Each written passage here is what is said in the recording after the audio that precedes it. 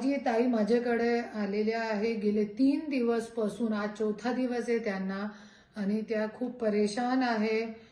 हे राजकारणी लोक सत्ताचा गैरवापर कुठेपर्यंत करताय हे त्यांचे तोंडातून आपण ऐकणार आहे. ताई, काय तुमच्यासोबत झालेलं आहे मला सांगा. माझ्या नवऱ्याला 2097 मध्ये रश्मी शुक्ला यांनी त्यांना कमी केले होते खोटे आरोप लावून, आणि त्याच्यानंतर मी प्रत्येक ठिकाणी धाव घेतली, अपील टाकायला गेली, अपील झाली. त्याच्यानंतर अनिल देशमुख गृहमंत्री असताना अनिल देशमुखांकडे मी गेली. अनिल देशमुखांनी माझी अपीलसाठी मी हे केलं.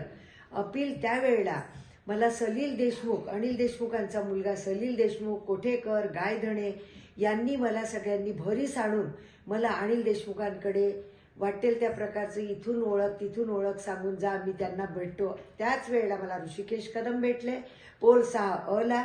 त्यांनी माझ्याकडे मी माझ्या नवऱ्याच्या अपीलबद्दल विचारणा केली असता त्यांनी सरळ सांगितलं की मला काहीतरी टेबल हलवावा लागतो, त्याशिवाय आमच्याकडे कामं होत नाही. त्याच्यानंतर माझ्या नवऱ्याने नाही म्हटल्यानंतर मला लपून चरून त्यांनी भरीस पाडून, एका स्त्रीला भरीस पाडून त्यांनी माझ्याकडे 5 लाख रुपये घेतले. त्याच्यानंतर 5 लाखाची मी मागणी करायला गेली असती. माझ्या नवऱ्याला लंगडा बिगडा म्हणून अपमानित करून पोल 6 मधून त्यांनी हाकलून लावलं. त्याच दिवशी विदर्भणी 7 वाजून 6 मिनिटांनी गाडी निघाली. सकाळी दुसऱ्या दिवशी 13 तारखेला 8 वाजता रात्री 12ला माझ्या नवऱ्याला ब्रेन अटॅक आला, ब्रेनचा स्ट्रोक आला. स्ट्रोकनी माझा नवरा मरण पावला 13 फेब्रुवारी 2020ला. माझ्या नवऱ्याची मौतगत झाल्यानंतर परत मी देशमुखांकडे गेली. देशमुखांच्या मुलांनी गायधने, कोठेकर, अमित गायधने, कोठेकर, अनिल देशमुख, त्यावेळेला अनिल देशमुखां याच्यात असताना लगेच त्यांची ईडीमध्ये चौकशी झाली आणि त्यांना राजीनामा द्यावा लागला.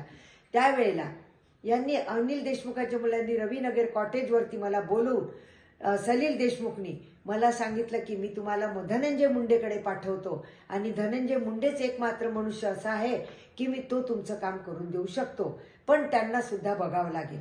यांनी मला तिथे अमाऊंट सांगितली नाही, पण जेव्हा ओबेरॉय हॉटेल मुंबईला हे कैलास फड आणि त्यांचा मुलगा निखिल फड यांनी मला भेटले आणि त्यांनी मला सांगितलं की मॅडम असं असं आहे, तुम्ही आम्हाला करा.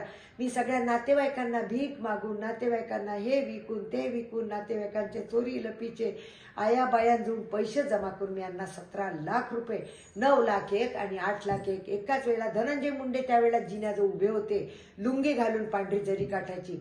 त्यांची धर्मपत्नी पण त्यांच्याजवळ होती त्यावेळेला. आणि निखिल फड त्याचा बाप दारामध्ये बाहेर होता. आणि निखिल फड यांनी तेलाचे डबे असतात खोके खाकी रंगाचे, त्याच्यात त्यांनी बंडल आणायला लावले. त्यावेळेला माझ्या नातेवाईकांनी कशा परिस्थितीत पैसे दिले, कुठून कुठून आणले, काय काय केले हे मला माहिती. त्यांनी प्रत्येक पैसे 2 इन्स्टॉलमेंट त्यांनी 8 लाख आणि 9 लाखाची त्या डब्यातच घेतली. तेलाचा सनफ्लॉवर तेलाचा धाराचा डबा होता खाकी रंगाचा. पहिले हॉटेल संतोष हॉटेल का काहीतरी हॉटेल आहे रोडवरती परळीला जाताना, तिकडे चढवून तिकडे पहिले बोलणं केलं. त्याच्यानंतर आम्हाला घरी सुद्धा नेलं नाही. आम्ही ज्या वेळेला पैसे मागायची मागणी केली प्रत्येक वेळेला 2 वेळा आम्ही तिथे गेलो. दोन्ही वेळेला आम्हाला पंकजाताई मुंडेच्या कानावर तर बरेचदा टाकलं की पंकजाताई लक्ष घाला, माझे पैसे आहे, पंकजाताई लक्ष. मी काय करणार आहे, प्रत्येकांचा असाच व्यवहार असतो. त्यांनी मला अशा उडवाउडीची उत्तरं दिले. पण निखिल फडला जेव्हा माझी त्यांची भेट झाली, कैलास फड, निखिल फड, त्यावेळेला साहेब हजर होते तिथे गावामध्ये, पण त्यावेळेला माझ्या समोर नाही होते, पैसे देताना माझ्या समोर होते.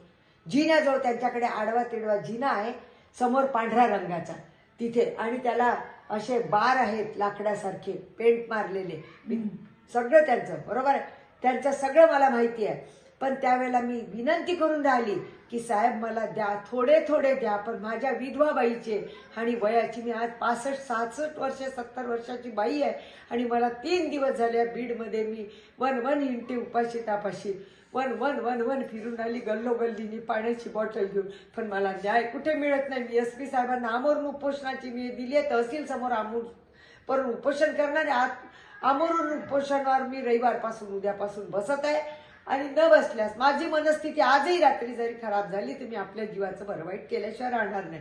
नाही तर मला निखिल फड, कैलास फड आणि धनंजय मुंडे साहेबांनी विनंती करते, माझे पैसे मला थोडे थोडे द्यावं, पण मला माझी मदत मला करावी.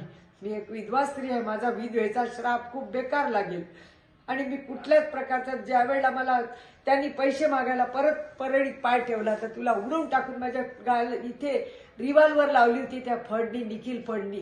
म्हणून आम्ही त्याच्या कधी रिव्हॉल्वर लावली होती? रिव्हॉल्वर लावली आहे मार्चच्या 6 तारखेला. मी अर्ज केले, जिथे यांना केले, जितेंद्र आव्हाडला केले, सगळ्या नेत्यांना केले, मुख्यमंत्र्याला केले, शिंदेला केले, अजितदादांना केले, मी सगळ्यांना अर्ज केले. त्याच्या इंटिग्रेशन ब्युरोला सुद्धा केलं.